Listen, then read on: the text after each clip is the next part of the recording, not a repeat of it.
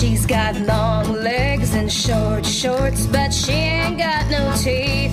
She wears a red bandana on her head and she smiles so sweet. She'll steal your heart at very first sight, she'll rip apart your soul. She'll torture your mind and waste your time and drag you down the road. 'Cause she's a Jezebel, St. Andrew Jezebel. 'Cause she's a Jezebel, St. Andrew Jezebel. Welcome back to the St. Andrews Jezebel podcast. This is Ashley Feller. I'm a third-generation Panama City native, musician, and singer-songwriter. This week, I'll be sharing the community events happening in St. Andrews for the upcoming weekend of May 21st through 23rd. Don't forget, Mardi Gras in May is coming up, so keep listening for a guest appearance by Jay Rae, who is the president of the Krewe of St. Andrews. And then, I'm happy to share a poem with you written by Oreen Gaynor, published in the St. Andrews Bay News in May of 1930. This weekend is sure to be hopping in St. Andrews, so quick, get your favorite drink ready and enjoy the show. The Panama City Publishing Museum now has a kids' activity table. I was just looking at their Facebook page, and there's a couple of young ladies creating their own newspapers. If you haven't taken the historic St. Andrews walking tour, then you're in luck, because it's free and it happens twice per week, Wednesdays and Fridays at 1 p.m. Also, if you haven't visited the Panama City Publishing Museum, its hours are Tuesday through Friday, 1 p.m. to 5:30 p.m., and also Saturday, 10 a.m. to 3 p.m. The Panama City Publishing Museum is operated by the historic St. Andrews Waterfront Partnership. Their mission is to advocate for public and private partnerships that elicit the interest of groups and individuals to promote growth, sustainability, and economic revitalization within the St. Andrews community. Subsequently, the historic St. Andrews Waterfront Partnership operates and maintains the Panama City Publishing Company Museum and Visitors Center, and it operates the Market at St. Andrews and serves an advisory capacity to the City of Panama City and to the St. Andrews CRA regarding projects, causes, and concerns of the business and the residential community within the CRA boundaries. I've been in St. Andrews a lot lately, and I've come to realize that Thursday is the new Friday. It's incredible how many fantastic happenings there are in our little town, and I'm tickled to death to share them with you. If you'd like to laugh, then you might like to attend the third Thursday comedy night at the House of Bourbon, or if you really enjoy listening to singer-songwriters share their original work and the stories behind their songs, then I'd like to suggest the Thursday singer-songwriter open mic at the library at 6 p.m. Then, of course, there's the Salty Sunset Market. It's located in the lot across from Hunt's Oyster Bar, and this makes week 3. I attended the first 2 weeks, and it's been a really fantastic time. This week, my father, Dan Feller, and my good friend Lynn Baker will be playing music for you from 6 to 9, and there will also be an array of craft and food vendors. Make sure you stop into Floriopolis to check out our new space and maybe try our Art on the Spot project, which is a free 10-minute art project. And also, our neighbors, the Trendy Side and Sunjammers, are both open a little later than usual during the market. Make sure you pay them a visit as well. I also need to mention that last week when I attended the Salty Sunset Market, that I took a little video of walking around the market, and you can check out the video on the St. Andrew Jezebel Podcast YouTube channel. Last Saturday was a Catter Day to remember. It was the first Salty Cat Day in historic St. Andrews, and I hear there were appearances by the Cat Fairy, and a catnip vendor was there. Congratulations to the Salty Kitty Committee contest winners, who will now back up Socks, who is the mayor of St. Andrews. Congratulations to King Kenny from Little Village, Queen and Hattrick, and also Mila, who is the cat who wears hats, and Pumira is the museum ambassador. Kaleidoscope Theater will be at the Salty Sunset Market May 20th to celebrate the opening of their next play, The Rainmaker. For in-person tickets, please call 850-265-3226 or 850-265-3757. The Kaleidoscope Theater says, "We can't wait to see you safely, of course. Opening Friday, May 21st at 7:30 p.m., due to our self-imposed COVID-19 guidelines, your group can sit together, but everyone else will be socially distanced according to their individual groups." Time is running short to see the Songbird exhibit on Janie's Fence. It's up until the end of May, and the theme for next exhibit is reptiles. I've been around during public hours watching folks paint these reptiles for the next exhibit, and they are amazing. You too can come paint reptiles at Floriopolis. Public hours are every Wednesday from 1 to 5, but back to the Songbirds. I need to tell you all about my weekly favorites. I really enjoyed the Pink Flamingo by Noel West, and I also love the pair of Pelicans by Heather Parker. The exhibit is sponsored by Bubba T. Bird, Jody Jackson, and Annie Mae.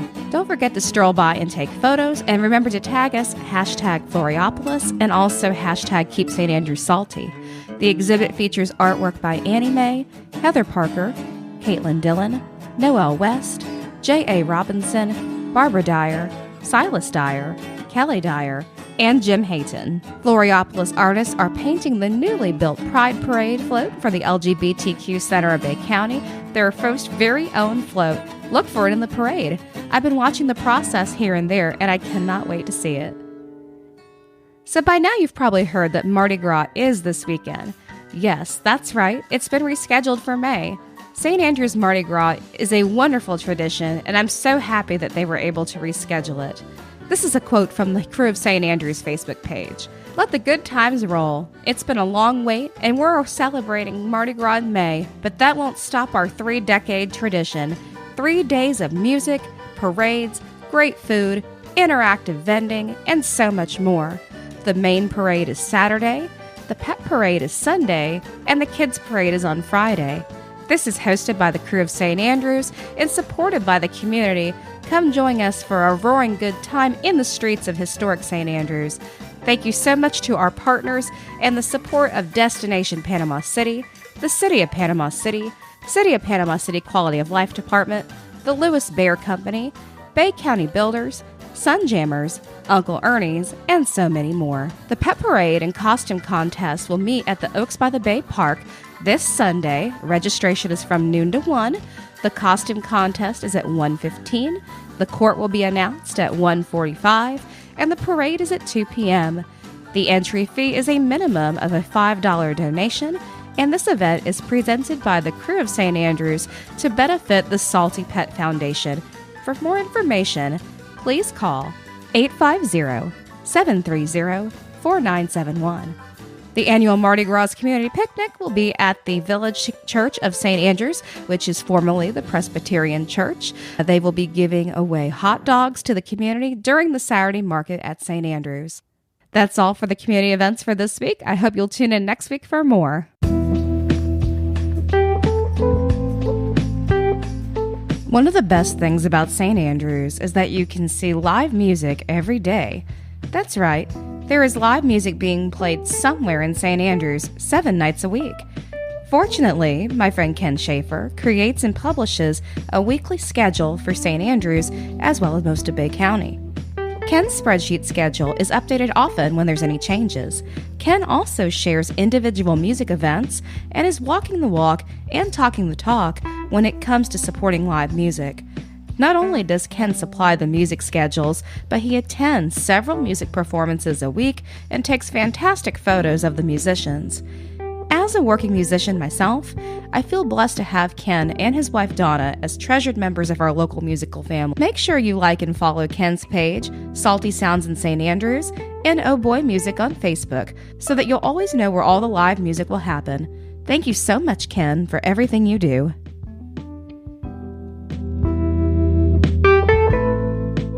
Since Mardi Gras in May is coming up this weekend in historic St. Andrews, you're in for a treat because we've got Jay Rae, who is the current president of Krewe of St. Andrews, here to share with us all the news about Mardi Gras in May. Hope y'all enjoy.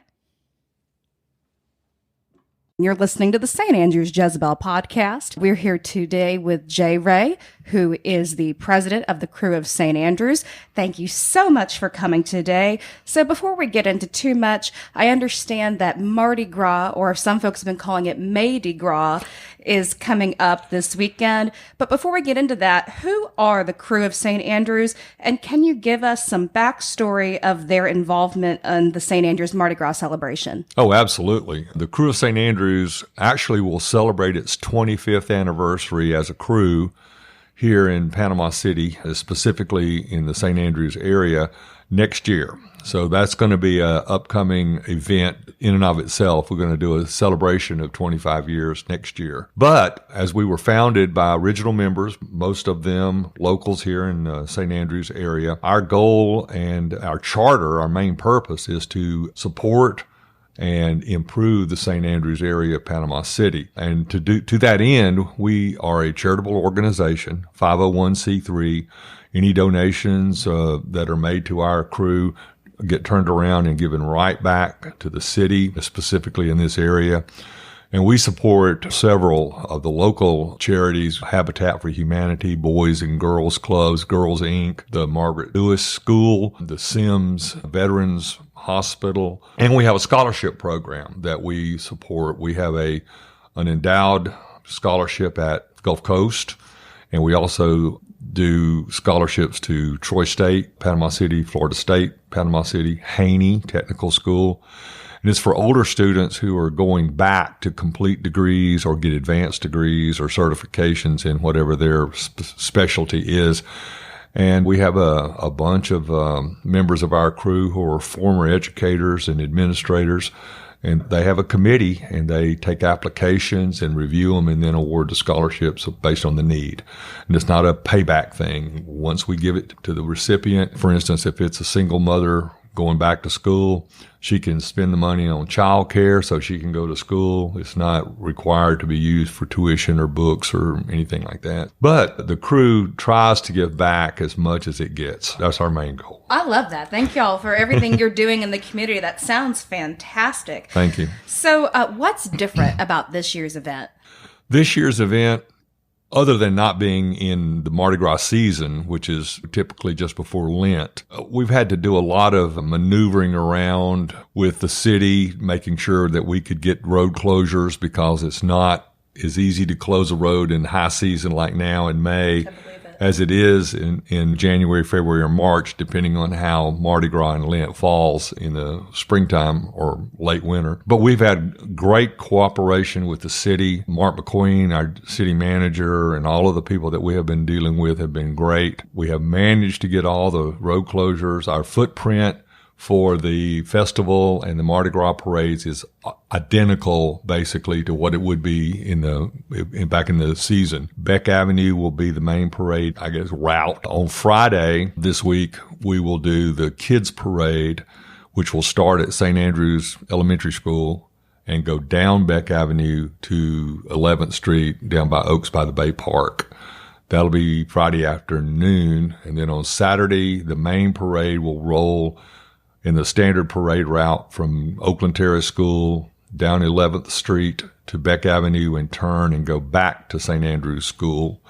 And then the additional day on Sunday afternoon, we've added a day to the festival this year. That will be there will be a pet costume and a pet parade on Sunday afternoon. People will dress up in Mardi Gras attire, dress their pets up in Mardi Gras attire, and then there will be a costume contest, and there will be a king and queen of the pets announced by our current reigning king and queen.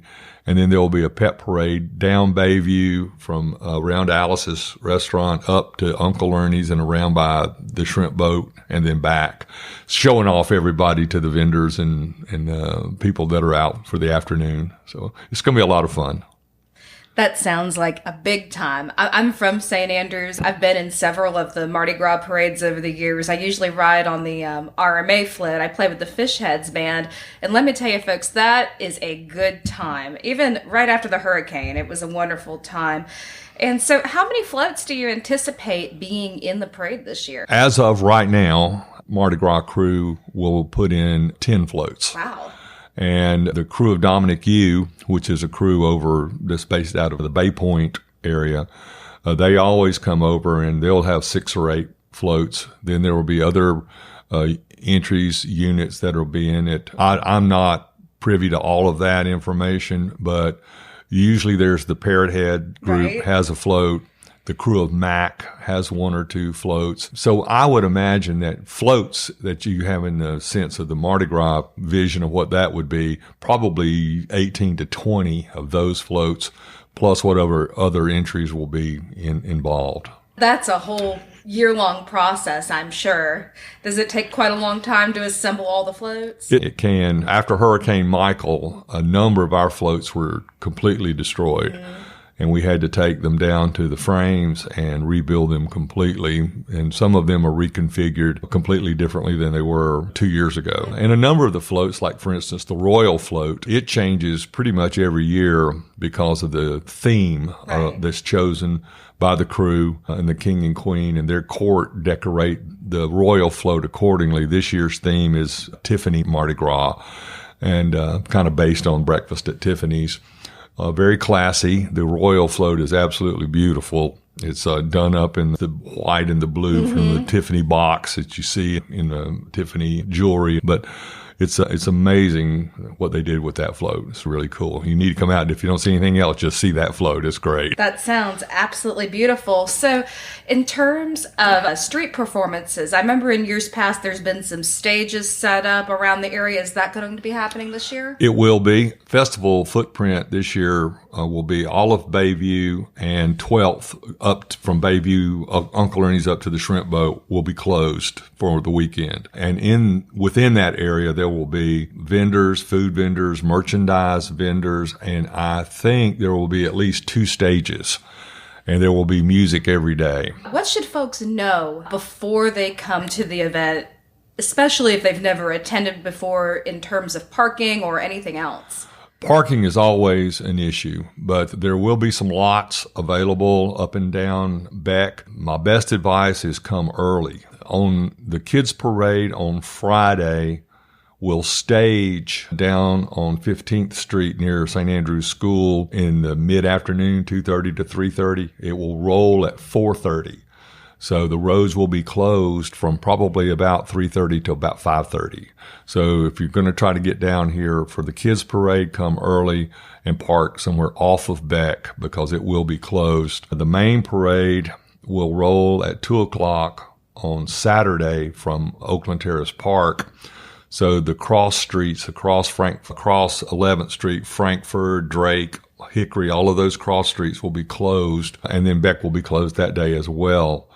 So come early, and there's a lot of places to park off of Beck Avenue. You're not going to be able to get in, like for instance, Uncle Ernie's parking lot will be inside the festival grounds. Right. So that will be utilized for the festival, and you would probably not be able to get in there to park on the parade days.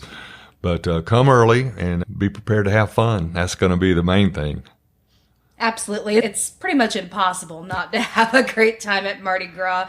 And so one of the things we do here on the St. Andrews Jezebel podcast, one of my big missions is to share about all the arts and culture that are happening on a weekly basis. And I see that you play at Alice's fairly regularly. Is that correct? That is true. I play at Alice's usually every Thursday night. Wonderful. And then sometimes I play for Alice's brunch on Sunday. That's fantastic. So folks should come see Jay Rae play. When's the next time you'll be there? This Thursday night. Oh, wonderful. What time do you start? I'll start at 8:30.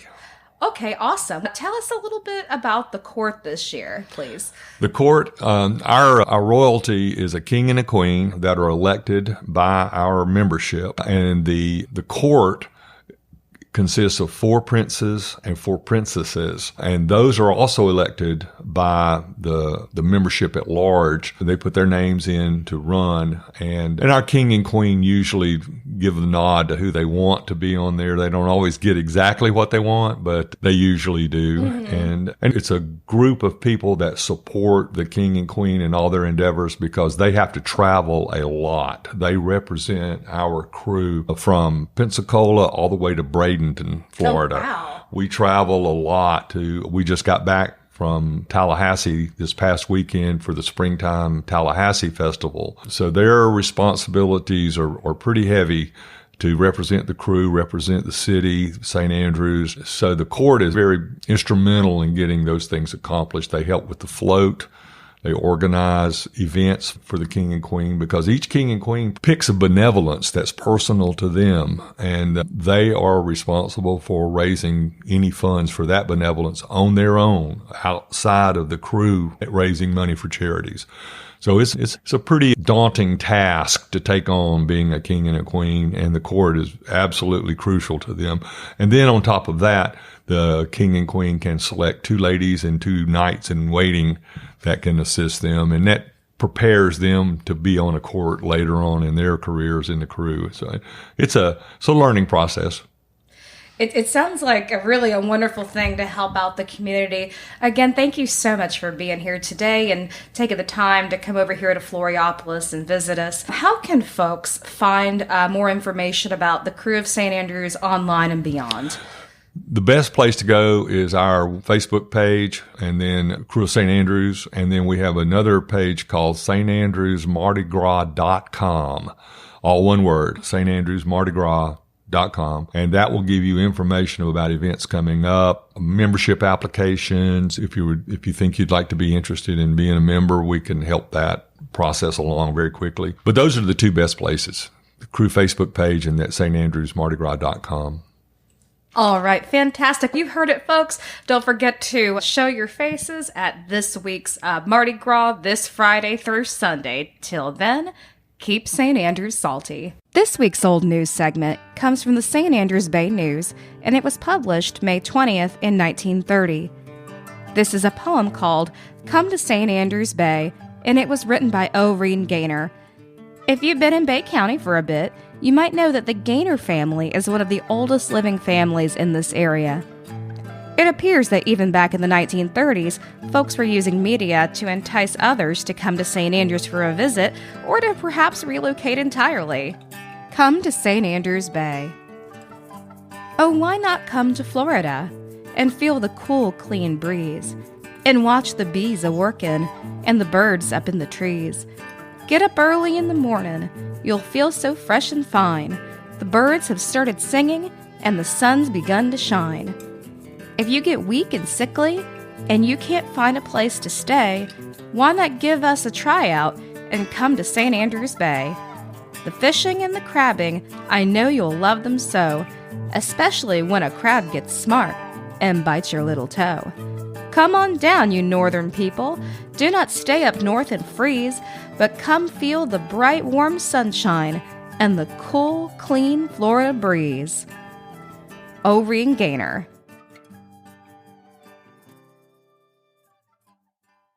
Thank you so much for listening to episode 30 of the St. Andrews Jezebel podcast. Please visit our Facebook page and Instagram account. These pages will share when future episodes will be published and more information regarding the development of the podcast.